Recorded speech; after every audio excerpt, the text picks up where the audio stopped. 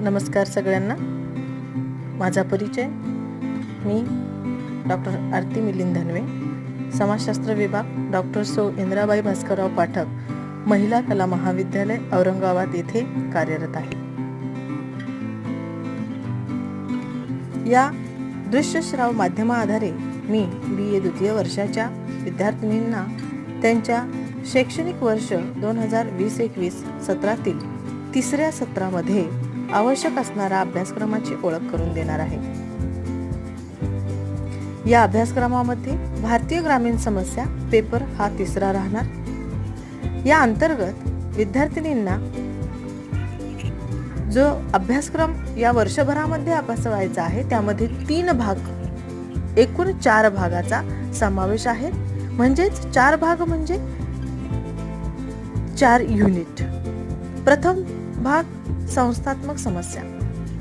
या पहिल्या युनिट अंतर्गत विद्यार्थिनींना ग्रामीण कुटुंबाचे विघटन, ग्रामीण भागातील महिलांच्या समस्या आणि कौटुंबिक हिंसाचाराची समस्या याविषयीचे अध्ययन करावयाचे आहे.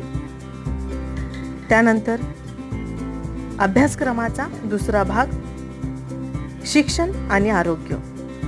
या दुसऱ्या युनिट अंतर्गत विद्यार्थिनींना शिक्षणातील गळतीचे प्रमाण, निरक्षरतेची समस्या, समुदायाचे आरोग्य व कुपोषण याविषयी अभ्यास करावयाचा आहे व त्याचा आढावा घेऊन त्याविषयीच्या समस्यांच्या उपाययोजना शोधावयाच्या आहे, अध्ययन करावयाचे आहे.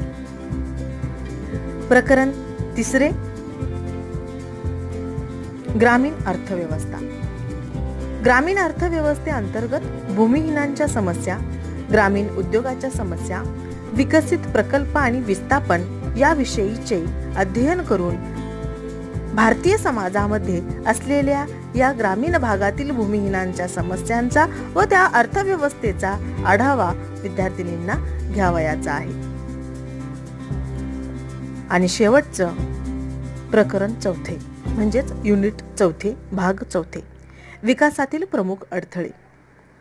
भारतीय समाज हा ग्रामीण भागाने अधिक व्यापलेला असून या ग्रामीण भागाचा 70 ते 75% भाग हा ग्रामीण क्षेत्रात मापला जातो.